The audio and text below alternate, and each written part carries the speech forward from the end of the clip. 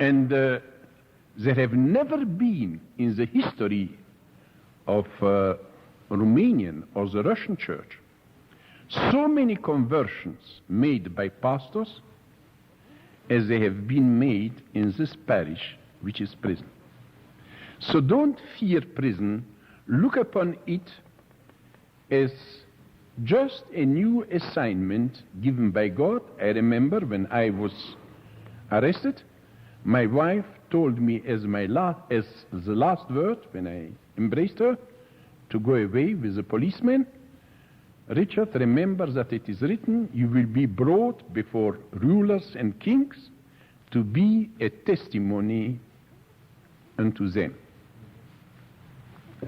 Well, this we can accept, but we have heard about terrible tortures which the communists inflict on you, and they are really terrible, and they will be terrible in Africa, worse than in Russia. In Russia, I wonder if you will be able to read Gulag Archipelago by Solzhenitsyn. It is terrible to read 600 pages of tortures. But these were still European communists. We have the last report about Zanzibar. They oblige prisoners to eat their feces and to drink urine. This happened in Romania too. But in Zanzibar, they have added something to it. After you have eaten feces and drunk urine, they put some, I don't know what, an iron in your mouth, which makes you to vomit what you have eaten, and then you must eat again. And it's really not my role today to describe to you all these sadistic tortures to which they recur. And now, how will we do about these tortures?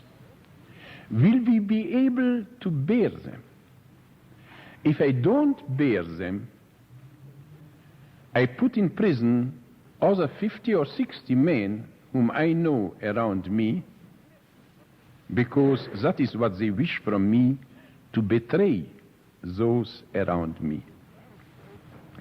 And here comes the great preparation for suffering, which must start now. It is too difficult to prepare yourself for it when the communists have put you in prison. I remember we had in Romania a case, you know, we are among pastors, such cases happen rarely, but they happen, that a pastor had sinned with a woman. And now everybody among the pastors debated this question. He was a man already 20 years, a pastor. And my wife said, his sin has not been what he has done on that evening. The circumstances were so, and the occasion, and the girl was nice, and so on. He did not resist temptation. His great sin was not what he had done on that evening, but his great sin was that 20 years before, when he was not tempted, he had not said to himself, during my pastoral life, different things will happen to me. Among other things, it surely will happen sometime that I will be tempted to sexual sin. And to take the decision 20 years before, and to prepare yourself beforehand for what might happen. We have to prepare ourselves for suffering. How much every one of us can suffer depends on how much he is bound up with a cause. How dear this cause is to him, how much it means for him.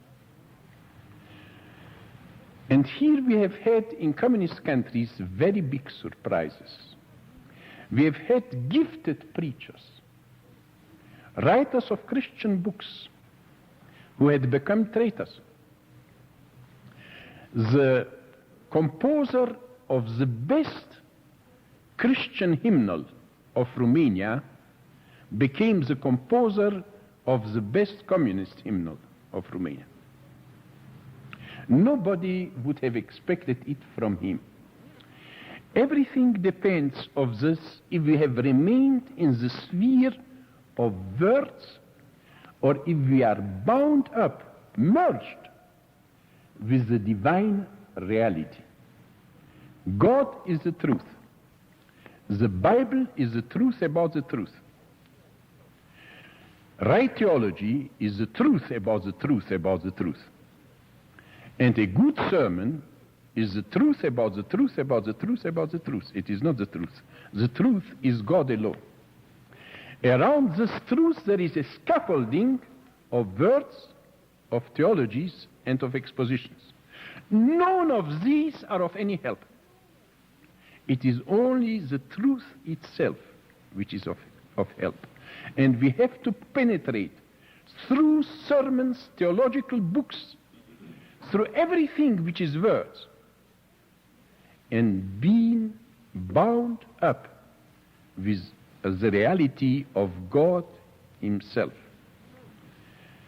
When with us, Christians were tied to crosses 4 days and 4 nights, the crosses were put on the floor and other prisoners were tortured to fulfill their bodily necessities upon the faces and the bodies of the crucified ones and other tortures like this. I was asked very often in the West, which Bible verse helped you and strengthened you in these circumstances?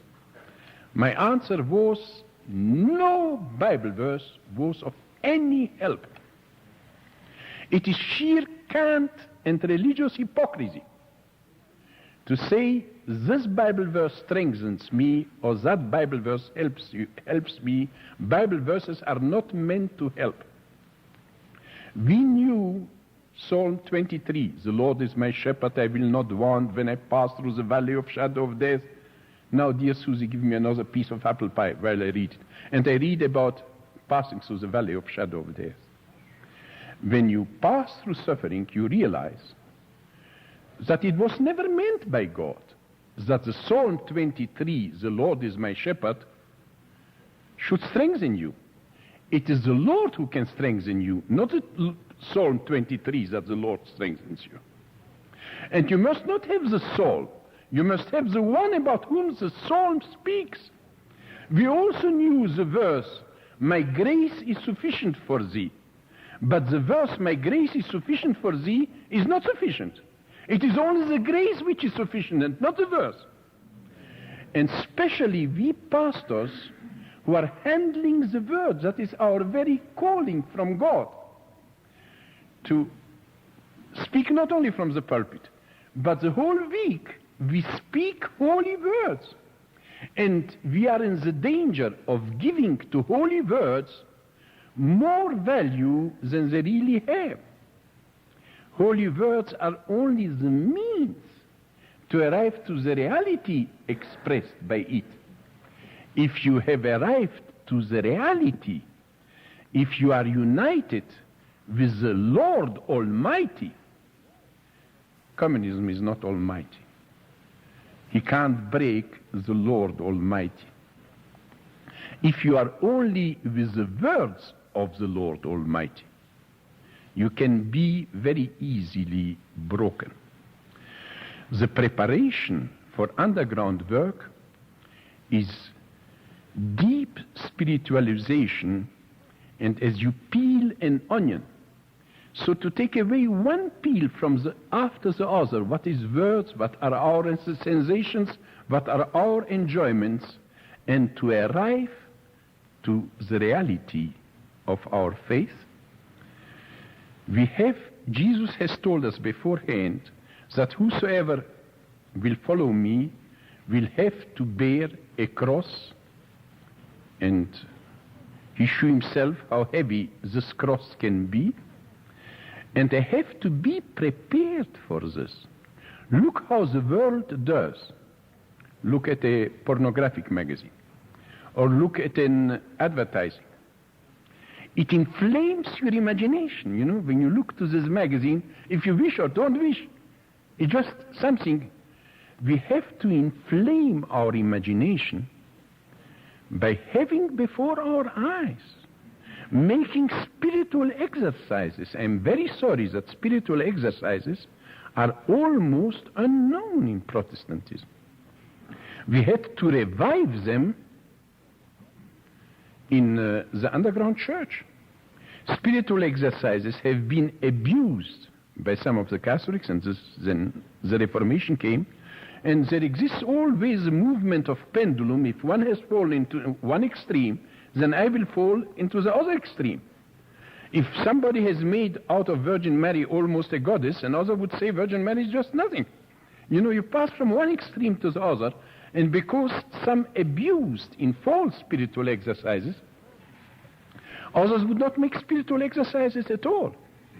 But we have to have not only our moments of prayer in which we speak, but we should have moments of meditation and contemplation.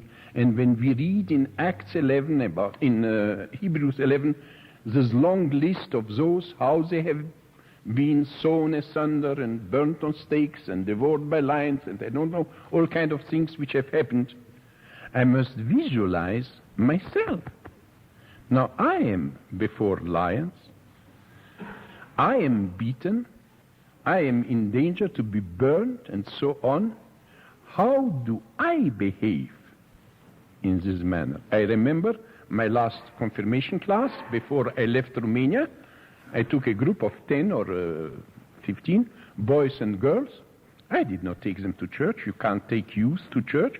It's much too dangerous for them.